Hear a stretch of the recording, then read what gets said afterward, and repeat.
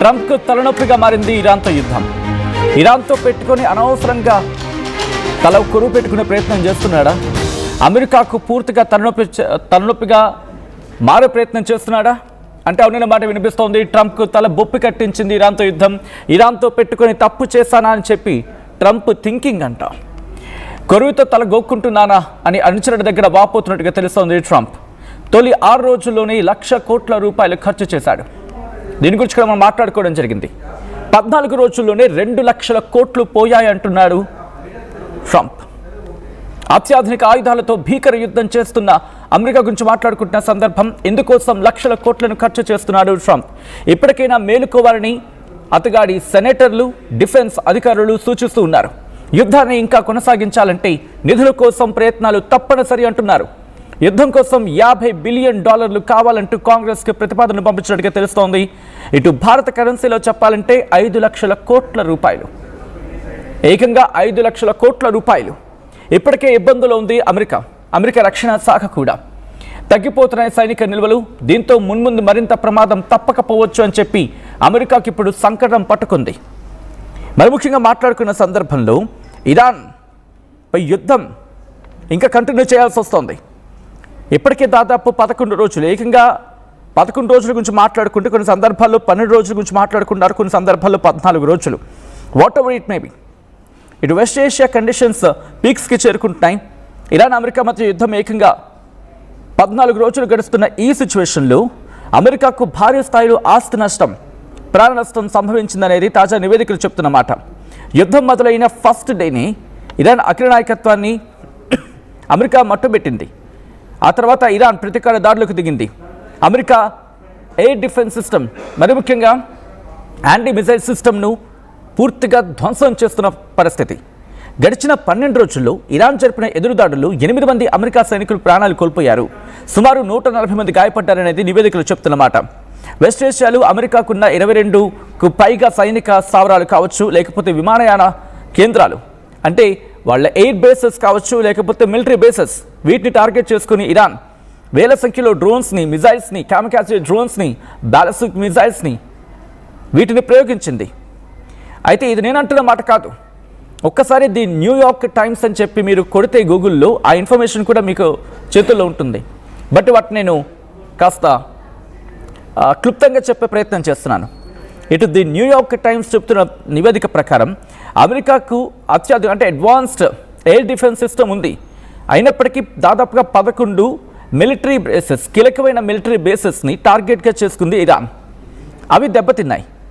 దాంట్లో మాట్లాడుకుంటే సౌదీ అరేబియాలో ఉన్న ప్రిన్సెస్ సుల్తానా ఎయిర్ బేస్, కువైట్లోని అలీ అల్ సలీం, బహ్రెయిన్లో ఉన్న US నేవీ 5th ఫ్లీట్, వీటి మీద ఇరాన్ మిజైల్స్తో విరుచుకుపడింది. ఖతార్లో ఉన్న అల్ ఉదైద్ ఎయిర్ బేస్, దీన్ని సైతం ఇరాన్ కొట్టిపారేస్తుంది, ఏకంగా ధ్వంసం చేసేసింది. వాటిని ఎందుకు టార్గెట్ చేసుకుంది అనేది చాలామందికి డౌట్ రావచ్చుగాక. అక్కడ టార్గెట్ చేస్తే ఇరాన్కి కలిసి వచ్చేది ఏంటి? వీటి గురించి కూడా మాట్లాడుకునే ప్రయత్నం చేస్తున్నాం. గత కొద్ది రోజులుగా పరిస్థితులు ఎంతలా అక్కడ శృతి మించిపోతున్నాయో చూస్తూనే ఉన్నాం. డీటెయిల్గా మాట్లాడుకున్న వాటికి సంబంధించి, బట్ ఇన్ డీటెయిల్గా ముందుకు దీని గురించి మాట్లాడుకుందాం. టర్కీలోని ఇన్సర్లిక్ ఎయిర్ బేస్, అక్కడ బ్యాలిస్టిక్ మిజైల్ దూసుకొచ్చింది. దీంతో మీకు గుర్తుంది, అప్పుడు నేటో కూడా రంగంలోకి దిగింది. నేటో ఫోర్సెస్ వాటిని రిస్ట్రిక్ట్ చేస్తా, లేకపోతే వాటిని ఇంటర్సెప్ట్ చేయడం జరిగింది. బట్ అక్కడి నుంచి చూసుకుంటే ఇరాన్ మాత్రం తాము టర్కీపై దాడి చేయలేదని ఖండించుకుంటూ వచ్చింది. అయితే మిలిటరీ బేసెస్, ఎయిర్ బేసెస్, వీటినే మేము కాన్సన్ట్రేషన్ చేయడం జరుగుతుంది, వీటిని టార్గెట్ చేసుకుంటున్నాం. అమెరికా డిప్లొమాటిక్ ఆఫీసెస్, లేకపోతే అమెరికన్ డిప్లొమాటిక్ సెంటర్స్, వీటిని మేము టార్గెట్ చేసుకుంటామంటూ ఇరాన్ చెప్తున్నమాట. ఇజ్రాయెల్తో పాటు 6 దేశాల్లో అమెరికన్ ఎంబసీలపై డ్రోన్ దాడులు జరుగుతున్నాయి. కువైట్, ఇరాక్లోని కార్యాలయాలు స్వల్పంగా దెబ్బతిన్నాయి. దాంతోపాటు సేఫ్టీ రీజన్స్ కారణంగా మిగిలిన దేశాల్లో కొన్నిట్లో అమెరికన్ డిప్లొమాటిక్ ఆఫీసెస్ని క్లోజ్ చేసిన పరిస్థితి ఉంది టెంపరీగా. అమెరికాకు సంబంధించి 3 F-15E స్ట్రైక్ ఈగిల్ యుద్ధ విమానాలను కోల్పోయింది. ఒకదాని గురించి మాట్లాడుకున్నప్పుడు ఇది ఫ్రెండ్లీ అటాక్గా మాట్లాడుకుంటూ వచ్చింది. అంటే ఇరాన్ యుద్ధ విమానాలు అనుకొని వాళ్ళ యుద్ధ విమానాలని గల్ఫ్ దేశాలు పేల్చేశాయని చెప్పి అమెరికా కప్పిపుచ్చుకొని కవరప్ చేసుకుని వచ్చే ప్రయత్నం చేసింది. అయితే ఇది ఇరాన్ దాడిలో కాకుండా కువైట్ వాయుసేన చేసిన పొరపాట్ల వల్ల కూలిపోయిందని చెప్పి దానికి ఏదో ఫ్రెండ్లీ అంటే ఏదో పేరు పెట్టింది. ఇవే కాదు, ఏకంగా 11 MQ-9 రీపర్ డ్రోన్స్ ధ్వంసమయ్యాయి. దీంతో ఒక్కొక్క డ్రోన్ విలువ కనీసం 250 కోట్లు. ఒక్కొక్కటి అంటే MQ-9 రీపర్ డ్రోన్స్ ఒక్కొక్కటి ధర 250 కోట్లు అయితే ఏకంగా 11 MQ-9 రీపర్ డ్రోన్స్ని కొట్టిపడేస్తుంది. అంటే అర్థం చేసుకోవచ్చు, 250 ఇంటూ 11 వేయండి, పోనీ 10 వేసుకోండి, అంటే 2500 కోట్లు, 2750 కోట్లు అటు ఇటుగా. అంటే అర్థం చేసుకోవచ్చు. దీంతో పాటు third, America air defence system, లేకపోతే వాళ్ళ డిఫెన్స్ సిస్టమ్గా మాట్లాడుకుంటారు కదా, రాడార్ సిస్టమ్ గాను డిఫెన్స్ సిస్టమ్ గాను అమెరికా చాలా కీలకంగా మాట్లాడుతుంటుంది. వాళ్ళ రక్షణ వ్యవస్థల్లోని రాడార్ కేంద్రాలను కూడా ఇరాన్ డ్రోన్ విజయవంతంగా టార్గెట్ చేసుకున్నాయి. దాని ఒక్కొక్కటి కాస్ట్ 22,000 కోట్ల రూపాయలు. ఒక్కొక్కటి 22,000 కోట్ల రూపాయలు. వాటిని కూడా ఇరాన్ పేల్చేస్తుంది. మొత్తం అన్నిటిని కాదు, కొన్నిటి మీద అటాక్ చేస్తుంది, కొన్ని పాక్షికంగా దెబ్బతినది వినిపించే మాట.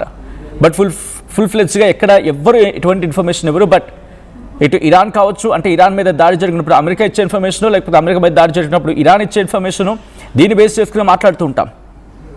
అండ్ ఇక్కడ యుద్ధం కారణంగా అమెరికా ఖజానా కన్నం పడుతోంది. ఇక్కడ ఒక నివేదిక ప్రకారం అమెరికా యుద్ధం కోసం రోజుకు సుమారు 17,000 కోట్ల రూపాయలు ఖర్చు చేస్తోంది. అంటే సుమారు 20,000 కోట్లు అనుకుందాం. 20,000 కోట్లు అండి, అంటే 5 రోజులు ఎంత? 1,00,000 కోట్లు. 5 రోజులకే 1,00,000 అయితే మరి దాదాపు 15 రోజులు అవుతోంది. అంటే అర్థం చేసుకోండి, 5 రోజులకి 1,00,000, 5 రోజులకి 1,00,000 అయినప్పుడు మరి 15 రోజులకి ఎంత అవుతుంది? ఆలోచించే ప్రయత్నం చేయండి. దాదాపుగా 3 లక్షల పైచీలకు కాదా? అంతే కదా? అంటే అర్థం చేసుకోవచ్చు.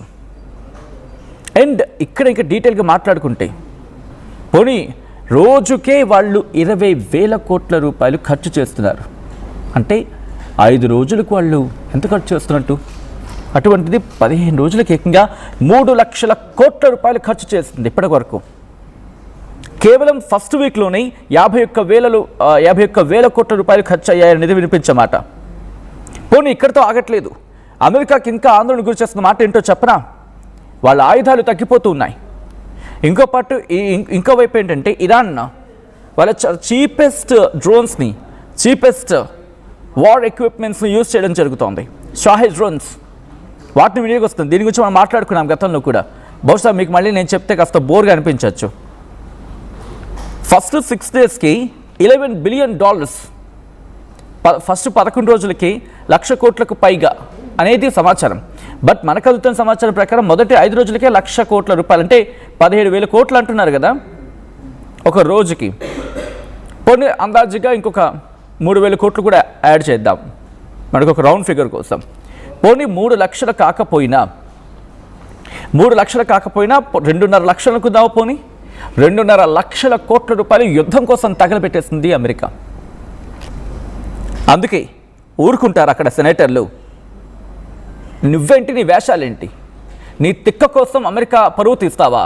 నీకు అసలు బుర్ర పని చేస్తుందా?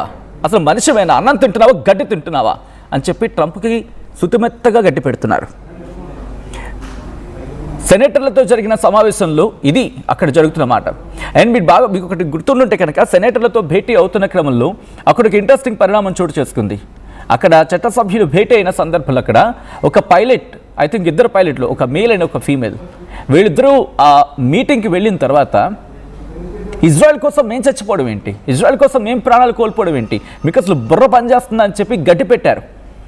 అండ్ అంత పైలట్ అంటే అర్థం చేసుకోండి, మేము ప్రాణాలు కోల్పోవడం ఏంటి. ఇంకొంతమంది అయితే వాళ్ళ సైన్యాన్ని, అంటే యుద్ధం అయ్యే క్రమంలో రిజర్వ్డ్ ఫోర్సెస్ కావచ్చు, లేకపోతే అప్పుడప్పుడు ట్రైనింగ్ అవుతున్న వాళ్ళు కూడా పంపిస్తుంటారు కదా ఫోర్సెస్లోకి. అలా పంపించే క్రమంలో కాస్త ఎమోషనల్ మూమెంట్స్. అఫ్కోర్స్ ఏ తల్లిదండ్రులకైనా బాధే, సైన్యంలో తమ బిడ్డ ప్రాణాలు కోల్పోయే అవకాశం ఉంటుందని తెలిసి పంపిస్తూ ఉంటారు.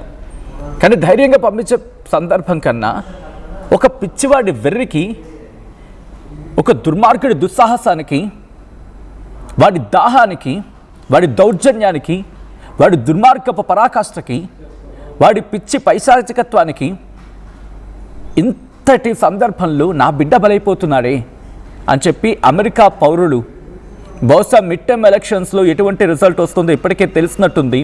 అందుకే తర్జన భర్జన పడుతోంది ప్రభుత్వం. డెమోక్రాట్ల గురించి మాట్లాడుకున్న సందర్భం, రిపబ్లిక్ గురించి మాట్లాడుకుంటున్న సందర్భం, కానీ ఇక్కడ పార్టీలు కాదు, ఒక పిచ్చివాడి గురించి మాట్లాడుకుంటున్నారు. ప్రపంచాన్ని పట్టి పీడిస్తున్న పిచ్చివాడి గురించి మాట్లాడుకునే ప్రయత్నం చేద్దాం. బట్ అక్కడ ఏం జరుగుతుందో ఒకసారి చూసే ప్రయత్నం చేద్దాం. బట్ అంతకన్నా ముందు విజువల్స్ చూడండి, అక్కడ ఎటువంటి పరిస్థితులు ఉన్నాయని చెప్పి, యుద్ధ వాతావరణం. అండ్ ఇంకా డీటెయిల్గా మాట్లాడుకుంటే అదనపు బడ్జెట్ కావాలని చెప్పి ఇప్పుడు వాళ్ళు మొరపెట్టుకుంటున్నారు. మాకు ఇది సరిపోవట్లేదు, మాకు ఇంకా కావాలి అని చెప్పి. ఎంతది? దాదాపుగా